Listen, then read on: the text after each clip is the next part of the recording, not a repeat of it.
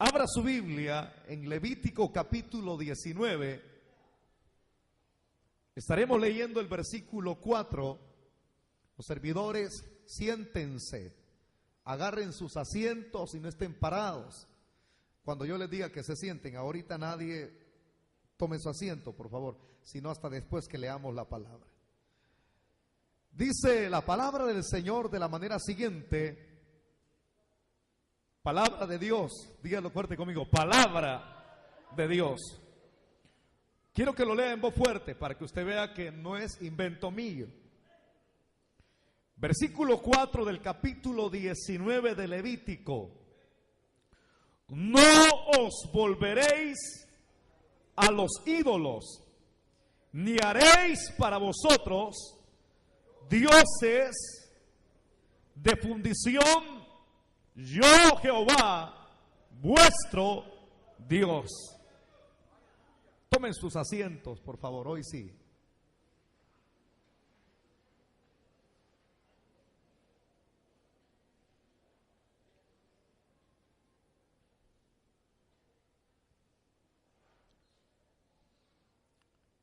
Cuando yo leía esta porción de Levítico 19, versículo 4, fueron como cierto tipo de consejos que el Señor estaba dando a Moisés, y luego posteriormente habría de transmitir lo que Dios le había hablado en lo personal. Es tan fácil recibir lo de Dios cuando uno tiene una comunicación estrecha con Él a través de la oración. Es fácil, digo, porque si hay una búsqueda, Dios habla a esa persona. Pero es bastante difícil, y lo voy a hacer y lo voy a decir de esa manera, con mucha sinceridad, difícil trasladar lo que Dios ha dicho que se diga. Porque lo primero que viene a la mente es que si es algo lo cual Dios está diciendo que se tiene que hacer, y ese algo que Él exige o aconseja, muchas veces va a dañar la vida de alguien que se va a sentir como ofendido. Uno muchas veces piensa y dice, bueno, pero si se siente dañada la persona a la cual yo voy a transmitir lo que Dios me ha dicho que le hable, la pregunta sería para Dios: ¿y qué va a pasar, Señor? Pues Dios respondería, me imagino, Dios respondería: lo que va a pasar es que el que me ama aceptará lo que yo le digo, y el que no me ama lo rechazará. Por eso es que es muy delicado el transmitir, y a la vez también es una grande responsabilidad la que nosotros los predicadores tenemos, porque no es fácil, no es fácil.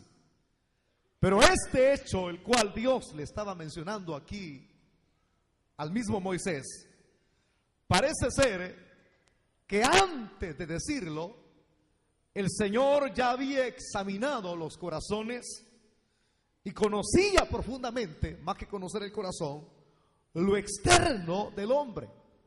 Y me refiero a la mayor parte de personas que habitaban en esa época en el Medio Oriente. Estamos hablando más que del Medio Oriente, lo voy a generalizar en todo el mundo.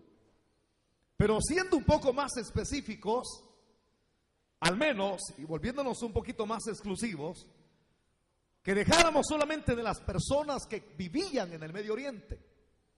Dios los conocía, los que no eran parte de Israel, la manera en la cual estos se habían comportado en sus actuaciones, en su proceder hacia Dios y hacia las demás personas. Y en ese conocer de Dios, Dios había visto cómo ellos, hermanos, ofrecían inclusive adoración a otros dioses que ellos mismos los habían creado con sus propias manos. Diciéndolo de esta manera, ellos habían sido los artífices que lo que habían creado lo adoraban. Entonces había visto Dios también, aparte de eso, cómo ofrecían sacrificios a estos dioses. Si alguien preguntara y tuviera la interrogante en el interior y preguntara qué tipo de dioses eran, bueno, habían dioses que eran creados de madera, cortaban, talaban el árbol y le comenzaban a dar una figura como de una fisonomía humana. Algunos eran tan atrevidos que no le daban una postura humana, sino que comenzaban a labrar con sus propias manos, a hacer la figura de un animal, la figura de una mosca, la figura de un cocodrilo, la figura de una mujer que tenía muchos pechos, que le llamaban la diosa de la fertilidad, o comenzaban a labrar la figura también de lo que era la misma naturaleza en base a la lumbrera mayor y la lumbrera menor, que es la luna y el sol. El sol es la lumbrera mayor y la luna la lumbrera mayor. Entonces comenzaban ellos mismos a poder hacer, hermano, de su propia imaginación, dioses extraños, increíble, y comenzaban a adorarlos.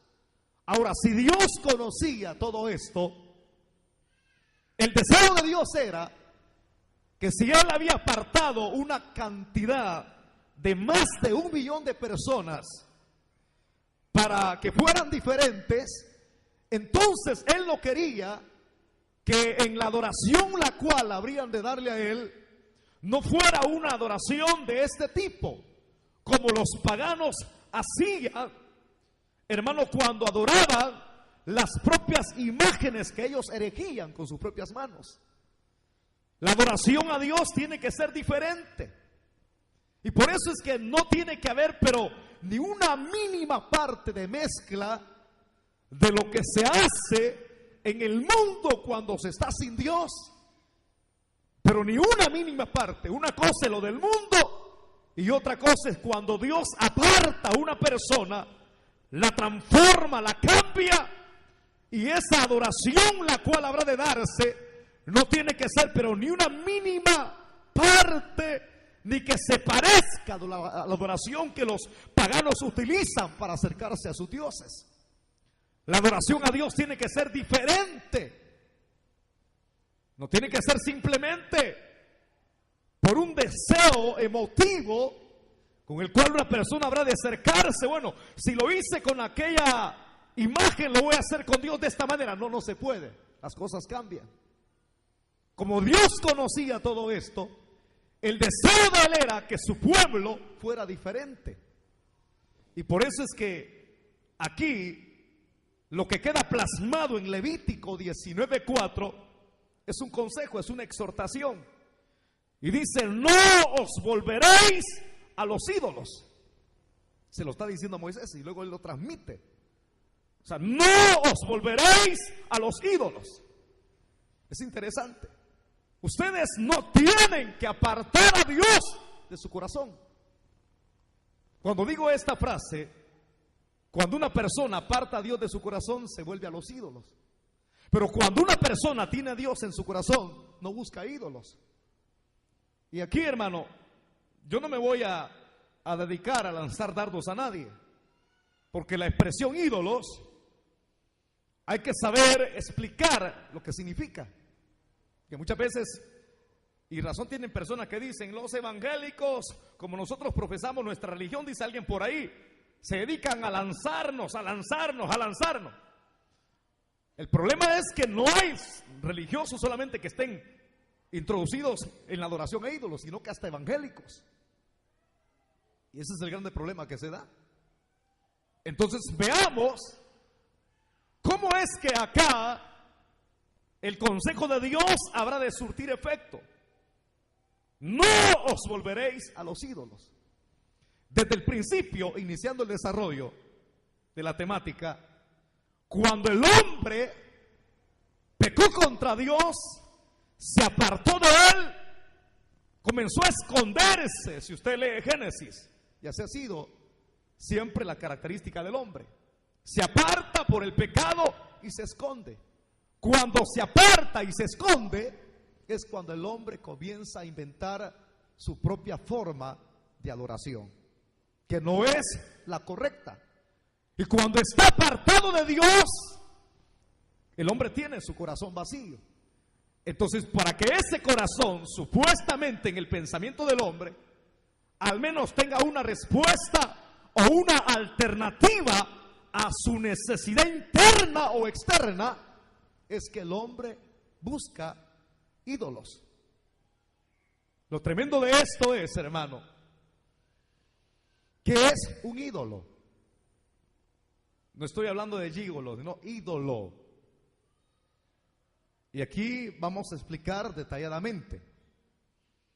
Un ídolo, ya le decía en la introducción, puede ser algo que sea creado por el hombre con sus manos, la figura de un ser humano o la figura de un animal. Y viene y comienza a darle reverencia a ese ídolo. Comienza a inclinarse, comienza a adorarlo. Y no hay otro el cual busque, sino solamente ese. Y se arrodilla, pasa horas y horas clamando a su ídolo, pero no llega hasta ahí. Porque hay gente que solamente, repito, como lo decía hace un ratito, creen que es una imagen. Hay ídolos que no hay necesidad que sean como un ser humano o como un animal. Hay ídolos que muchas veces están impregnados en nuestro corazón y que no queremos sacarlos, sino que siempre tratamos de preservarlos en el interior o en el externo. Por ejemplo, un ídolo puede ser algún recuerdo que usted tenga del pasado. Y puede ser que usted contrajo un noviazgo quizás en el pasado de un hombre el cual afectó y dejó una huella en su ser interno. Pasaron los años y usted no ha olvidado eso. Y cada vez que usted tiene alguna situación difícil en el hogar, recuerda, el hombre que estuvo a su lado no me trataba así, era diferente mi primer noviazgo. Si yo lo hubiera pensado, con qué tipo de hombre yo me hubiera casado, entonces quizás no hubiese cometido el error, no hubiera caído en esta situación en la cual estoy en el presente. Recuerda el pasado con su ídolo que supuestamente pudo haberle dado una alternativa o una felicidad en su corazón. Ese es con los hombres. Quizás muchos tengan ídolos de recuerdo, mujeres que dejaron una huella marcada. Y cuando haya una media desavenencia, una trivialidad en el hogar, recuerdan y comparan, hace la comparativa. La mujer aquella a la que tengo hoy era bien diferente, esta es muy enojadita, aquella era muy contenta. Si yo hubiera sabido esperar y no me hubiera precipitado, dicen los hombres. Y recuerdan cuando están en el momento conflictivo su ídolo. Entonces no solamente es una imagen, pero muchos, alargando un poquito y generalizando la expresión ídolo, hay hombres que no tienen ídolos en el aspecto interno de su corazón, sino que tienen ídolos igual que los paganos. Ídolos en verdad, no de madera, sino que humanos. A ese tipo de ídolo, pero en el caso acá, literalmente la palabra se refería a imágenes. Pero cuando uno estudia, profundiza, se generaliza la palabra. Hay personas, hermano, jóvenes, que tienen cantantes como sus ídolos. El cantante que está en su propio apogeo, dicen, yo no lo cambio por nada. En el mundo se da eso, y en el cristianismo también. En el mundo, por ejemplo, si usted ve el panorama de los conciertos del mundo, donde los paganos, porque un cristiano no asiste a conciertos, quienes van a los conciertos son los paganos. Un cristiano legítimo, genuino, le gusta más la palabra de Dios que un concierto. Porque un concierto no cambia, pero la palabra del Señor transforma nuestros corazones. Pero viene como el hombre, trae lo del mundo a la iglesia, comienza a formarse su propio ídolo. Pero el primer ejemplo, el mundo, las jovencitas. Usted va a ver, muchos de nosotros fuimos jóvenes. Y basándonos al pasado, usted tuvo su ídolo. Y el mismo panorama, el cual se presentó en el pasado, es con la juventud que no tiene Cristo. Que van a esos conciertos, comienzan a gritar frenéticamente en algunos lugares donde están esos ídolos que son cantantes famosos, se endrogan, venden la droga que le llaman el éxtasis, otro tipo de droga, lo comercian en esos lugares hasta donde hay burdeles. Pero le digo, un cristiano no visita esos lugares, hermano. Entonces ahí comienzan ellos a gritar que salga el ídolo, que salga, que salga, que salga, y gritan. Y cuando sale su ídolo, muchas jovencitas comienzan a caer desmayadas. Otros jóvenes que son tan fanáticos comienzan a llorar. Para que usted añada a lo que yo estoy ahorita explicando, abra las páginas del internet, se va a dar cuenta usted. Nada menos ese cantante que le llamaban el rey del rock and roll, el rey del pop, la reina del pop, la reina del tecmec, la reina de la quebradita. Jovencitos, hermano, nada menos yo viendo el panorama de los años 60, Dios mío, cuando miraban a ese ídolo, el rey del rock and roll. Nombres, hermanos, jovencitas caían muertas diciendo Elvis, Elvis, Elvis. Y la gente pagaba cientos de dólares por tocarle, aunque sea los zapatos. El ser humano que se ha apartado de Dios tiene como característica tener su propio ídolo.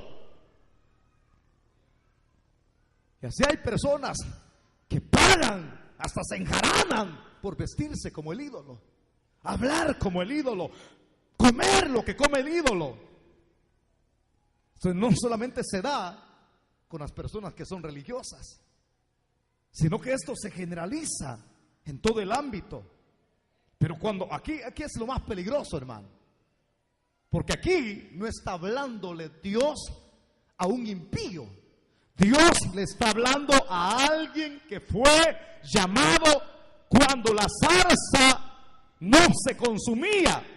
El fuego de Dios no consumía la zarza, era algo sobrenatural. Cuando es llamado, Moisés experimenta un cambio.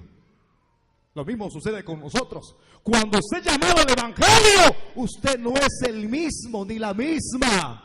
Por eso es que la Biblia dice, las cosas viejas pasaron y todas son creadas nuevas. Aquí no estoy hablando con impíos. La palabra impío es todo aquel que comete impiedades, pecado. Entonces cuando lo llamó, lo cambió, lo capacitó y lo comisionó. No era el mismo viejito de 80 años. Ahora era otro Moisés. Ahora aquí, los que están aquí, ya no es el mismo Juan, ya no es el mismo Francisco, ya no es la misma Rosa, ya no es la misma María, ya no es la misma Juana. Cuando usted fue llamado por Dios, fue transformado. Entonces ahora Dios le está hablando a personas transformadas. Y a quien le habla acá es a Moisés, el precursor de Israel, el líder, el profeta que saca este montón de gente. Y el profeta transmitiría a quienes él transmitiría lo que Dios le dice. No serían a personas paganas, sino personas que conocen, entre comillas, supuestamente a Dios aquí. No le está hablando inconversos. Yo creo que cuando se le habla a una persona que es conocedora, entiende. Porque tiene entendimiento, tiene la sabiduría de Dios. No estas personas comunes y corrientes. Entonces viene Moisés y transmitiría ese mensaje: no os volveréis a los ídolos. Y lo mismo se lo digo yo a usted, como cristiano. no os volveréis a los ídolos. Pero en veces cuando venimos, aún siendo cambiados, traemos nuestros ídolos a la iglesia. Dios me daba este mensaje porque lamentablemente hay personas que tienen sus ídolos aquí dentro de la iglesia. Y se lo voy a presentar así, literalmente. Cuando alguien no ha definido su conversión al evangelio, usted da lástima. Y se lo voy a plantear de esa manera. Hay personas que vienen acá a la iglesia, Dios los convierte, los llama, los transforma. Y dicen, hermano, yo no puedo tener una entrega total porque, dice la señorita, porque tengo mi novio que es del mundo. Yo creo que me está entendiendo. Entonces vienen y traen a su ídolo. Y su ídolo no es convertido. Y uno tiene que cuestionarlos y decirle, mire, usted tiene que dejar a ese novio que es mundano. No, pero yo lo amo. Está bien, sígalo trayendo pues. Pero la persona sigue siendo la misma, pasan los 2 años. Y a los 2 años viene y es la elección de la oficialidad de la iglesia, del diaconado. Y viene esta persona y dice, pero pastor, pero a mí ¿por qué no me eligieron? ¿Y para qué le vamos a elegir a usted si usted sigue con su ídolo? Usted sigue con las cosas del mundo. Y lo mismo es con los jóvenes, que por ahí andan siempre personas que no han dejado el mundo completamente, sino que siguen jalando su ídolo. Dicen, es que a mi novia no la puedo dejar, pastor. Pues sugiérele a su novia, dígale, yo ya soy cristiano, hija, y para que sea mi novia de verdad tenés que convertirte a Cristo. Porque la Biblia dice, no os unáis en yugo desigual. No hay ninguna comunión entre Cristo y Belial. Yo sé que algunos se están tragando grueso ahorita, porque algunos tenemos el concepto del cristiano mundano. Una cosa es el cristiano mundano que da lástima, y otra cosa es el cristiano genuino. El genuino afirma sus pasos en el evangelio. El mundano todavía mantiene sus ídolos guardados debajo de la cama, fotografías del cipote, recaditos en el celular de su ídolo. Usted tiene que definir su postura. ¿Es cristiano o es de la palabra que cambia las dos cosas, o es mundano? No podemos jugar, porque le estamos hablando a personas que son conocedoras de la palabra. Pero cuando alguien no se define, todavía sigue inclinándose a su ídolo. Y uno dice, por favor, hombre, atiende a Dios hablando. No, es que no puedo dejarlo, hermano. Viera cómo amo a mi ídolo, amo a mi ídola. Yo creo que si el retorno de Cristo está cerca, es tiempo de dejar lo que a usted le está obstruyendo. Se lo voy a plantear de esta manera. Otro ejemplo principal. Si usted es lector de esta Biblia, mi misma Biblia es igual que la suya, no cambia. O sea, no cambia en el aspecto de que tiene más libros añadidos, pues, pero sí cambia. La palabra del Señor cambia, transforma. ¿Cuándo Abraham fue llamado por Dios de Ur de los Caldeos? ¿Ustedes sabían que el papá de Abraham era idólatra? No saben ustedes. Pues yo se los estoy diciendo, se los estoy enseñando. Y viene el viejito, hermano, que era un gran idólatra. Él nunca experimentó conversión. Y como Abraham, pues como era su papá y quería honrarlo, Dios le había dado promesas. Te bendeciré, engrandeceré tu nombre. Y esa es una bendición, hermano.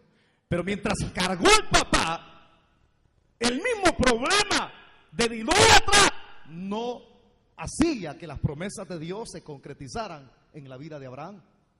¿Por qué? Porque cargaba un idólatra a la par de él. Entonces, lo que estoy diciendo, que mientras él lo cargó, la bendición de Dios obstruyó. No había bendición. No había bendición. Entonces, para poder acatar la recomendación, si alguien quiere ser bendecido, no sea igual que los paganos. Eso le está diciendo Dios a Israel. No sean igual que los paganos. Cuando ustedes tengan alguna problemática, no os volváis a los ídolos. No se vuelvan a los ídolos, ni haréis para vosotros dioses de fundición. Ya está hablando de lo que el hombre hace con sus manos para adorar. No hagan dioses de fundición. Y dice: yo, Jehová, vuestro Dios. El problema es que el hombre se olvida. Dos cosas: no hagan dioses de fundición, no busquen los ídolos. Pero el hombre se olvida, porque el hombre es olvidadizo de lo de Dios. Rápido olvida lo que Dios le habla. Por eso es que hay necesidad de estarlo repitiendo una y otra vez, hasta que Dios termina diciéndoles a ellos: yo, Jehová vuestro Dios. Es decir, que a quien tienen que buscar es a Dios, no sus dioses, no sus ídolos, porque los ídolos nada son. si una persona